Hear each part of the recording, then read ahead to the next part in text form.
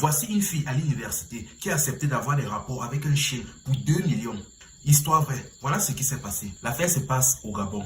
Voici la jeune fille en question. Un jour donc, une jeune fille donc à l'université, comme je disais, un jour donc elle rentre de l'université et elle tamponne donc un monsieur dont la sifflé dans une voiture. Là, elle se tourne, elle voit le monsieur en question. Elle regarde bien le monsieur de haut en bas et après elle est étonnée. Parce qu'elle se rend compte que le monsieur est extrêmement vieux. Mais bon, elle s'est dit que c'était un renseignement. Elle s'est donc rapprochée du monsieur en question. Une fois donc devant le monsieur, le monsieur lui salue, il se présente, la jeune fille se présente. Il dit que bon, je ne suis pas d'ici et franchement, je vous ai aperçu là et vous me plaisez beaucoup. La fille a dit que, la fille était encore étonnée. Bon, le monsieur a proposé que si tu es d'accord, on peut sortir ensemble, ceci, cela, je t'amène manger et bon, vous voyez un peu. La jeune fille a réfléchi, elle voulait refuser, mais elle se souvenait que la majorité de ses copines, toujours à l'université, ont l'habitude de traiter avec des sugar daddy et autres, qui les achètent généralement tout ce qu'elles veulent. Elle a donc, vu qu'elle était dans une famille pauvre de base, elle a donc accepté. Elle a donc donné son numéro au monsieur et dans la semaine donc, ils se sont donné quelques rendez-vous, ils ont fait quelques tours par-ci par-là et le monsieur l'a gâté.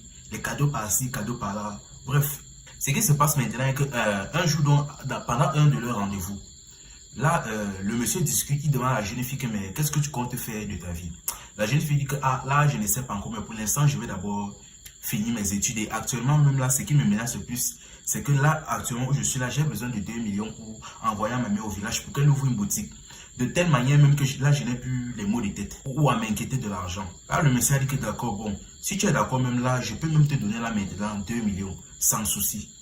La fille était étonnée, elle était contente, mais le monsieur a dit que bon, je veux bien te donner ça, mais il faudra d'abord que tu fasses quelque chose pour moi. La fille a dit quelque chose, bon, dans sa tête, la fille se disait peut-être que le monsieur voulait en faire l'amour. Là, elle a dit, ok, il n'y a pas de problème, dis seulement ce que tu veux. Le monsieur a dit que je te donne les 2 millions, cela, à condition que tu couches avec mon chien.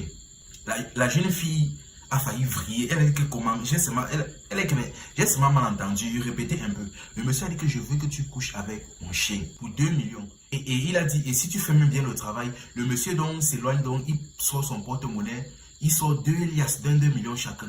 Et ils sont encore 200 000 francs de côté. Il dit, j'ajoute encore 200 000 si tu fais le travail.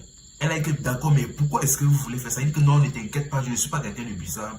C'est juste que c'est mon fantasme, c'est cela. Le monsieur dit que c'est son fantasme, que c'est ce qui le plaît. La jeune fille a donc dit que, ok, vu sa situation, elle a accepté. Il a donc amené la jeune fille chez lui. Une fois donc chez lui, elle a vu la villa dans laquelle le monsieur habitait, commence à briller et tout et tout. Enfin bref, ils se sont donc dirigés dans la chambre du monsieur. Quand elle est arrivée dans la chambre du monsieur, c'était très bizarre. Déjà, tous les murs étaient peints en rouge. Sans parler que les rideaux, tout était en rouge. Et la salle était à moitié éclairée. Et maintenant, le lit au milieu de la pièce. Le lit au milieu de la pièce était toujours recouvert d'un drap rouge. Là, le chien était sur le lit. Elle a vu le chien.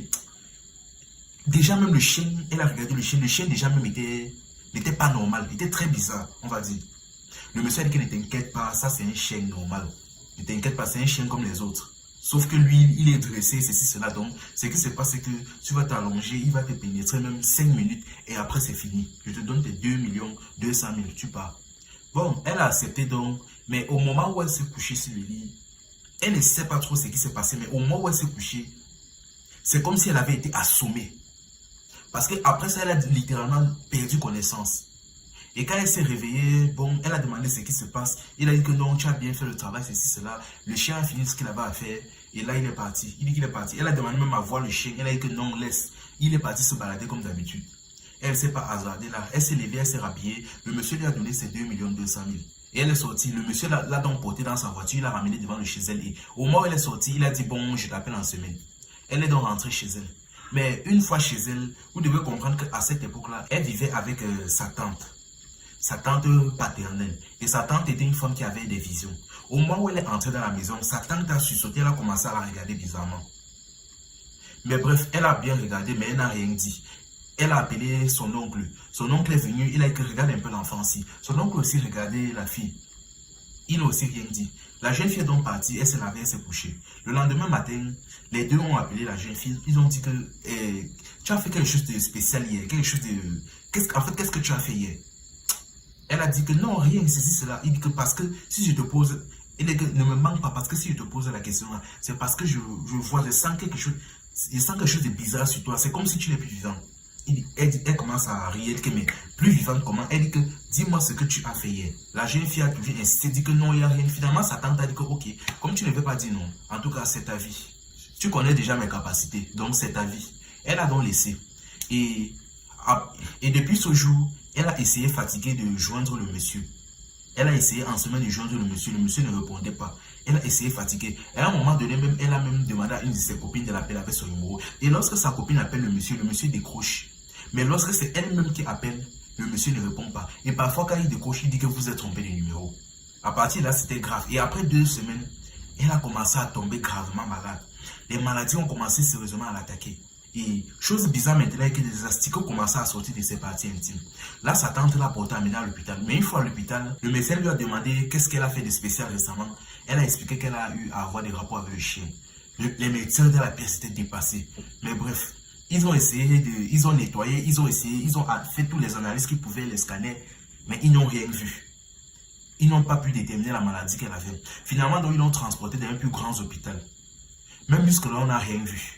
Là, elle a finalement décidé de dire la vérité à sa tante. Et on a essayé fatigué de joindre le monsieur. On a essayé fatigué même, on n'a pas réussi.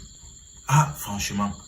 Là maintenant, bon, vu que les asticots ne faisaient que sortir de ces appareils, là maintenant, on ne sait pas si elle est vivante ou si...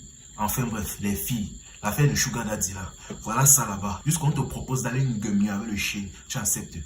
Les filles d'aujourd'hui. Enfin bref, voilà ça part là-bas. Je suppose qu'elle est peut-être déjà même morte.